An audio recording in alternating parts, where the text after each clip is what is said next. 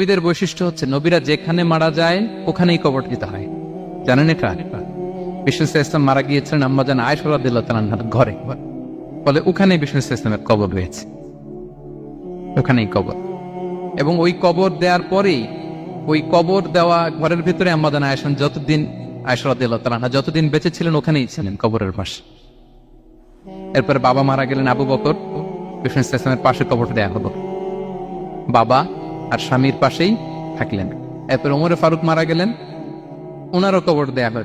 কিন্তু এখন তো আর বাবা আর স্বামীর সাথে পর্দা নেই, ওমরে ফারুকের সাথে তো পর্দা আছে। তো তখন তিনি ঘরটা হয়ে গেছে ছোট, তিনটা কবরে অনেক জায়গা স্পেস নিয়ে গেছে, এখন অল্প একটু জায়গা পর্দা টাঙিয়ে দিলেন ওমরে ফারুকের সাথে পর্দা হিসেবে ছোট্ট একটা জায়গায়, যতদিন বেঁচে ছিলেন ওখানটাতেই ছিলেন।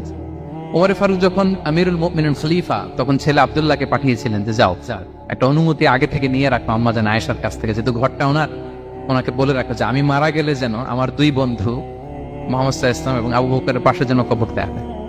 আব্দুল্লাহ এসে বলল, আব্বা জান তো এই পয়গাম পাঠিয়েছেন। আয়েশা রাদিয়াল্লাহু তাআলা বললেন, আমার খুব ইচ্ছা ছিল আমি আমার স্বামী এবং বাবার পাশে শুব, কিন্তু আমিরুল মুমিনিন যখন চেয়েছেন এটাকে আমি ফিরিয়ে দিতে পারিনি।